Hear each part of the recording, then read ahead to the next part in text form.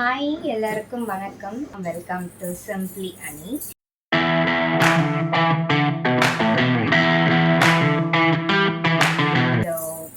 என்ன பேக் பண்ணிட்டு இருக்கேன்னு பார்த்தீங்கன்னா, இந்த வெக்கேஷனுக்கு ஆக்சுவலி ஒரு ப்ராப்பர் வெக்கேஷனாக நான் பிளான் பண்ணியிருக்கேன். ஸோ இப்போ என்னோட பாட்டி வீட்டுக்கு வெக்கேஷனுக்காக போகிறோம். இட்ஸ் வந்து லாஸ்ட் இயர் வந்து கிரக பிரவேசத்துக்கு போனது. ஸோ அப்போ 1 இயர்க்கு அப்புறம் இப்போ தான் போகிறோம். இது வந்து ஒரு சடன் பிளான். அம்மா, சித்தி, மாமா ஒய்ஃப் எல்லாம் சடனாக பிளான் பண்ணி ஒரு 4 days அப்படி வந்து பிளான் பண்ணியிருக்கோம். ஸோ சின்ன வயசு மெமரிஸ் நிறைய இருக்குது. அப்போல்லாம் வந்து ஸ்கூல் ஹாலிடேஸ்ன்னு விட்டாங்கன்னா மோஸ்ட்லி பாட்டி வீட்டில் தான் இருக்கும். ஓகே இது அம்மா பேசுகிறேன். ஸோ சின்ன வயசில் வந்து ஸ்கூல் லீவ்னாலே எங்களோட சைல்ட்ஹுட் மெமரிஸ் ஃபுல்லாகவே வந்து பாட்டி வீடு தான். ஸோ வெக்கேஷனாலே எங்களுக்கு அங்கே தான். மற்றபடி பெருசாக ட்ரிப்பெலாம் எங்கேயுமே நாங்கள் ரொம்ப ரேர் போனது. ஸோ அதுக்கப்புறம் நம்ம வளர்ந்துருவோம். காலேஜ் செகண்ட் இயர் வரைக்குமே கொஞ்சம் ஸோ காலேஜ் செகண்ட் இயர் படிக்கும் போது வரைக்குமே காலேஜ் லீவ் விட்டால் பாட்டி வீடு அப்படி தான் இருந்துச்சு. அதுக்கப்புறம் ஆஃபீஸ் போனதுக்கப்புறம் நம்மளுக்கு ப்ராப்பர் லீவ் எல்லாம் கிடையாது. அதுக்கப்புறம் அந்த வெக்கேஷனுக்கு போகிற அந்த பழக்கமே விட்டு போயிடுச்சு. எனக்கு கல்யாணம் ஆனதுக்கப்புறம் ஒரு பேபி பிறந்து பாப்பா பிறந்து ஒரு 6 month அப்போ வந்து ஒரு 1 week போய் ஸ்டே பண்ணியிருந்தேன். அதுக்கப்புறம் ஒரு 2 years கேப், லாஸ்ட் இயர் தான் போனேன். ஸோ அதோடு இப்போ தான் போகிறோம். ஸோ இப்போ ஒரு ப்ராப்பராக ஒரு 4 days பிளான் பண்ணி கொஞ்சம் நம்மளோட பிஸி லைஃப் வந்து ஒரு சின்ன ஒரு ரிலாக்ஸேஷன் மாதிரி இருக்கட்டும் அப்படின்னு பிளான் பண்ணிருக்கோம். ஸோ அதுக்கு தான் வந்து ரொம்ப திங்ஸ்லாம் ரொம்ப பேக் பண்ணாமல் காம்பேக்டாக ஒரே ஒரு சிங்கிள் பேக், ஒரே ஒரு ஹேண்டியாக இருக்கட்டும் அப்படின்னு சொல்லிட்டு இது மட்டும் தான் பிளான் பண்ணியிருக்கோம். ரொம்ப நிறைய ட்ரெஸ்ஸஸ்லாம் எடுத்துகிட்டு போகல. அண்ட் ஒரே சின்ன மிஸ்ஸிங் என்னன்னா ரேவந்த் வர முடியல. பிகாஸ் 4 days லீவ்லாம் இப்போதைக்கு அவங்களுக்கு பாசிபிள் இல்லைன்றதுனால, ஏன்னா இது சடன் பிளான். ஸோ அதனால ரேவந்த் மட்டும் வரல. மற்றபடி நிறைய ரிலேட்டிவ்ஸ்லாம் இருக்காங்க, குட்டீஸ்லாம் நிறைய பேர் வராங்க. ஸோ அதனால் மிருக்கு செம்ம ஜாலியாக இருக்க போகுது. ஸோ அதில் எந்த டவுட்டும் இல்லை.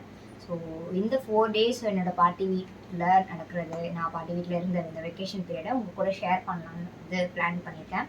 லெட் சி இது வந்து இந்த 4 days வந்து ஒரு வீடியோவாக என்னால் கவர் பண்ண முடியுதா இல்லை 2 வீடியோவாக போடலாமா அப்படின்றத வீடியோட லென்த்தை பொறுத்து, அங்கே எவ்வளோ என்னால் ஷூட் பண்ண முடியுன்றதை பொறுத்து இது டிசைட் ஆகும் நினைக்கிறேன். ஸோ இப்போ பாப்பாவுக்கு பாலெல்லாம் காய்ச்சி ப்ராப்பராக எடுத்துகிட்டு கொஞ்சம் லஞ்சு சாப்பிட்டுட்டு கரெக்டாக 1:30க்கு டேடி வரேன்னு சொல்லியிருக்காரு. பிக் பண்ணிவிட்டு எங்களை பஸ் ஸ்டாப்பில் விட்டுருவாரு. ஸோ நாங்கள் வந்து கவர்மெண்ட் பஸ்ஸில் தான் போகிறோம். ஸோ பாட்டி வீடு எங்கேன்னு பார்த்தீங்கன்னா பாண்டிச்சேரிக்கும் கல்பாக்கமுக்கும் மிடில் இருக்குது. எக்ஸாக்டாக ஈஸியாக. ஸோ அதனால ஒரு 3 hours ட்ராவல் தான். ஸோ கிண்டிலேருந்து நாங்கள் வந்து பஸ் பிடிச்சி போக போகிறோம். ஸோ அதனால் எல்லோரும் ஒன்றா கேதர் ஆகி போகிறது. ஸோ இதான் ஆஸ் பர் பிளான்.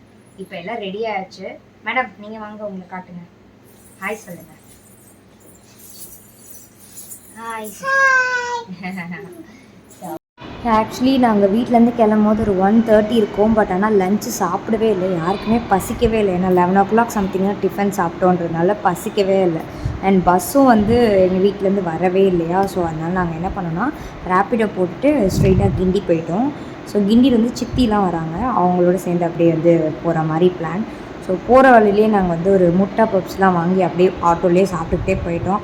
ஸோ எங்களுக்கு கொஞ்சம் பசி கொஞ்சம் பெட்டராக இருந்த மாதிரி இருந்துச்சு. ஸோ அதுக்கப்புறம் கிண்டி பஸ் ஸ்டாப்பில் வந்து வெயிட் பண்ணிகிட்டு இருந்தோம். சித்தி வர ஒரு 1/2 hour மேலே ஆகிடுச்சு. ஸோ அதுக்குள்ளேயே ஒரு 3-4 பஸ் போயிடுச்சு. அதுக்கப்புறம் சித்தி வந்தாங்க. ஸோ என்னோடய அண்ணன் பொண்ணு, நான், என் பாப்பா, அப்புறம் அம்மா, சித்தி பசங்க. ஸோ இவளுக்கு இன்றைக்கி பர்த்டே. ஸோ பர்த்டே அதுமாக நாங்கள் ஊருக்கு போகிறோம். 1/2 hour வெயிட்க்கு அப்புறம் சித்தி வந்தாங்க. ஸோ அப்படியே ஒரு ஏசி பஸ் பிடிச்சி நாங்கள் அப்படியே கிளம்பிட்டோம். அண்ட் திருவாமியூர்லேருந்து இன்னொரு மாமா ஒய்ஃப் வராங்க, சின்ன மாமா ஒய்ஃப். அவங்க சென்னையில் இருக்காங்க. ஸோ அவங்களையும் அப்படியே நாங்கள் பிக் பண்ணிக்கிட்டு அப்படியே ஊருக்கு போயாச்சு. ஒரு 2.5 to 3 hours ட்ராவல் எக்ஸாக்டாக சொல்லணும்னா. ஸோ 5:30 சம்திங் நாங்கள் ரீச் ஆனோம். 2:30க்கு நாங்கள் பஸ்ஸு பிடிச்சோம். ஸோ அதுக்கப்புறம் ஒரு 2.5 மணி நேரம் ட்ராவல் பண்ணி பாட்டி வீட்டுக்கு வந்தாச்சு. இதுதான் எங்களோட பாட்டி ஊர். இது எல்லம்மன் கோவில் சொல்லுவாங்க, நயினார் குப்பம்னு சொல்லுவாங்க. ஒரு பேர் ஒரு மாதிரி சொல்லுவாங்க. ஸோ இவங்க 2 பேர் தான் மாமா பசங்க. ஸோ இவங்கெல்லாம் என்னோடய கசின்ஸ். ஸோ நாங்கள் எல்லாம் ரொம்ப வருஷம் கழித்து ஒன்றா இன்றைக்கி வந்து ஜாயின் ஆகுறோம். ஸோ இதுதான் எங்களோட பாட்டி வீட்டு கடை. ஸோ இங்கே தான் வந்து முன்னாடி டீ கடை, அப்புறம் பேக்கரி அப்படின்னு நிறைய பரிமாணத்தில் இந்த கடை மாறி இருக்குது. ஸோ இது எங்களோட பாட்டி வீடு. இதுக்கு முன்னாடி ஒரு ஓலை கொட்டாவாக இருந்தது. அதுக்கப்புறம் ஒரு மினிமல் பில்டிங் வீடாக இருந்துச்சு. அதுக்கப்புறம் இப்போ இவ்வளோ பெருசாக எக்ஸ்டெண்ட் பண்ணி கட்டியிருக்காங்க. ஸோ மேலே பாட்டி இருக்காங்க, கீழே வந்து மாமா இருக்காங்க. ஸோ வாசல்லே பாட்டி வந்து வெயிட்டிங், எப்போ நாங்கள் வருவோன்ட்டு கிட்டத்தட்ட ரொம்ப நேரமாக வெயிட் பண்ணிகிட்டு இருந்தாங்க. ஸோ இதுதான் எங்களோட மாமா வீடு. லாஸ்ட் இயர் பிரவேசத்துக்கு வந்தது இந்த வீட்டுக்கு.